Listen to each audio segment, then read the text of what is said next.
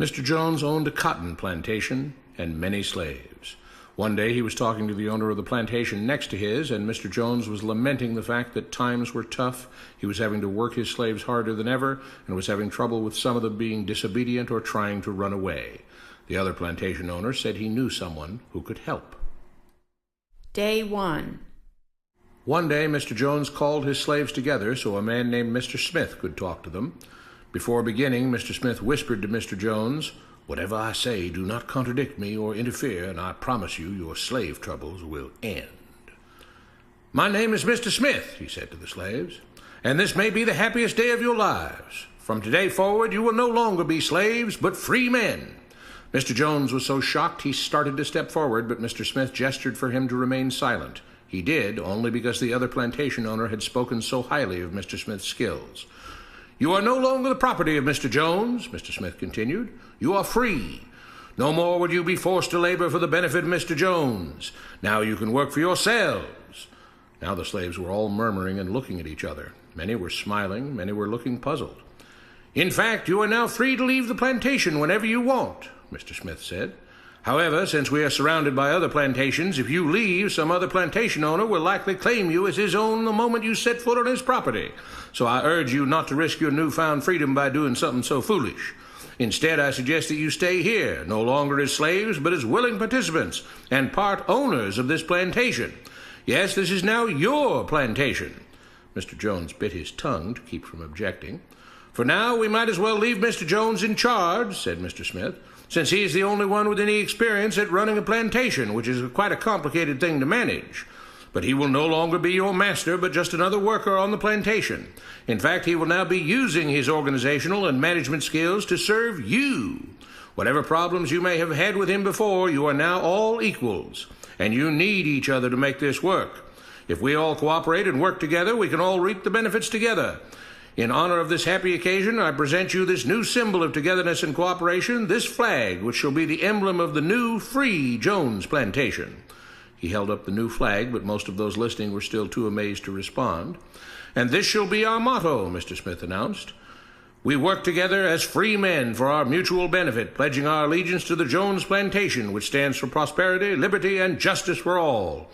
To celebrate, everyone has the rest of the day off. Enjoy your freedom, do as you please, and be back here tomorrow morning, bright and early, so that we may begin work on this great and noble new endeavor as equal free men." Finally convinced that Mr. Smith was serious, the former slaves applauded and cheered. Day 2. "We all want this plantation to do well," Mr. Smith said at the beginning of the next meeting, "so we can all share in the benefits. We all know that it takes a lot of effort to make a cotton plantation work. Just because you're all free doesn't mean you can stop working. In fact, since you're now working for yourselves, I expect you to work even harder than ever before, but now with pride and joy, knowing that you're working for yourselves. Of course, there still have to be rules. If everyone just does whatever he wants, the plantation won't produce anything. This experiment will fail, and we'll all starve. You should be thankful that Mr. Jones has agreed to stay on to lend his knowledge and skills to this endeavor, and I trust you will all do your own part to make this work. Several of you have been chosen to act as project supervisors to manage different aspects of the operation, to make sure everyone is doing his assigned job, to make sure that the rules are followed, and so on. The rest of you may head out to the fields to start your first day of work as free men." Day 3. The next morning, Mr. Smith had a grim expression on his face as the daily meeting began. "I have an unpleasant duty to do today," he said. "Yesterday, Charles was caught keeping some of the cotton he picked, presumably to sell for his own personal profit. That is against the rules. That is stealing. For that, Charles must be punished." Two men tied Charles to the whipping post. "I take no joy in this," Mr. Smith continued, "but you must understand, if we do not maintain order, if we do not have rules that we all abide by, then the plantation will fail, and we will all suffer." The whip cracked against Charles' back. "But if we all pitch in for the common good, then we can all prosper. Being free doesn't mean you should be selfish and greedy. We must each do our assigned duties and obey the rules, and then we can all benefit, and each of you will receive your appropriate share of the profits." A young man named Samuel stepped forward. "But if you and Mr. Jones decide the rules and whip us if we disobey, how is that any different from what we had before?" "How can you say that?" Mr. Smith asked. "I'm shocked. You were a slave before, and now you're free. Things still need to be managed and organized by those best qualified to do so. Do you know how to run a plantation, Samuel?" "Well, no," he answered. "But if we're free, why do we get no say in what the rules are and how things work?" "I'm surprised at your ingratitude," Mr. Smith answered. "None of you know how a plantation is run, so you're in no position to be making decisions about how things are done here. You don't seem to appreciate all the things that Mr. Jones provides for you, from protecting you from all the outside threats that you know nothing about, those who would come here, capture and enslave you if not for Mr. Jones' protection, to making sure that you all have food and housing, tools to work with, that you're cared for when sick and injured, and so on. There wouldn't be a plantation at all, no cotton to pick, no land to plant and harvest, if not for him. You should be grateful that he's made possible the level of comfort you now have. Your lives would be far worse if not for him. Nevertheless, as free and equal participants in this endeavor, from now on at each meeting, any worker may have 2 minutes to ask questions or voice suggestions or complaints."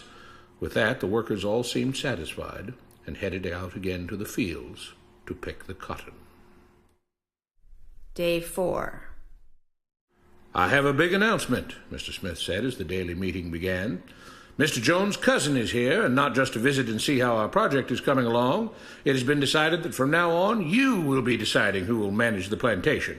Of course, this job can't be done by just anyone, but every 3 months we will have a special meeting at which all the workers will vote on whether we think Mr. Jones should run the plantation or whether we think his cousin, Mr. Johnson, should run the plantation. That means that ultimately you are in charge because you will be deciding which man you want running things on your behalf. If you don't like the way things are being managed, you now have the power to change it." Amazed and pleased, the workers headed out again to the fields to pick the cotton. Days passed, months passed, a year passed, and the plantation continued to operate as before. Sometimes Mr. Jones was in charge, sometimes Mr. Johnson was in charge, but the day-to-day routine stayed exactly the same. The workers worked hard, long hours every day, and still had little to show for it. Every day the meeting would begin with them all reciting the Jones Plantation motto, "We work together as free men for our mutual benefit, pledging our allegiance to the Jones Plantation, which stands for prosperity, liberty, and justice for all." One day Mr. Smith announced, "Samuel is asked to say a few words this morning, and whatever the rest of us may think of his ideas and opinions, we are all free here, and that means we are all allowed to speak our minds. So, Samuel, you have 2 minutes. Begin." Samuel stepped forward, looking scared. "I was excited when all this started," he began, glancing nervously at Mr. Smith and Mr. Jones. "But don't you all see what's happened here? Nothing has changed. We're all still slaves." There were grumbles of disagreement from the crowd. "They tell us what to do and whip us if we don't. They still make all the rules and punish us if we disobey. They let us make suggestions and complain about things, but they never really change anything. They let us choose between Mr. Jones and Mr. Johnson, but what's the difference? The situation stays the same. We do all of the work and they take as much as they want and decide how much they'll let us keep. They live in luxury, made rich by the cotton we pick. We do all the work and have to build our own huts, grow our own food, and take care of ourselves. They leave us just enough that we don't revolt or run away. This is not freedom. We're all still slaves. They've only changed the words they use, but nothing else has changed. They say we're all free and equal, but we're not. They command and we obey. That's not freedom. That's not equality. They say we're free to leave, but all that means is that we're free to be someone else's slave. Why should we work or obey the rules? We didn't agree to this. They made the system. They forced it on us. They control and rob us and call it freedom. They've deceived you into thinking that being able to choose which slave master you'll work for is the same as being free. It's not. Open your eyes. If you keep what you produce, they call it stealing. When they take what you produce, they call it sharing and fair distribution. Can't you see that this is all? Your time is up, Samuel, Mr. Smith announced calmly. At his gesture, 2 supervisors grabbed Samuel by the arms and led him to the whipping post. "I'm sorry, Samuel, but you've broken the rules. There are rules against encouraging others not to work and encouraging others to break the rules. You're only hurting all of us with your discontentment and your complaining and your disobedience." The whip fell and Samuel let out a grunt. "Without rules, without order, all would be lost. Without law, there would be chaos.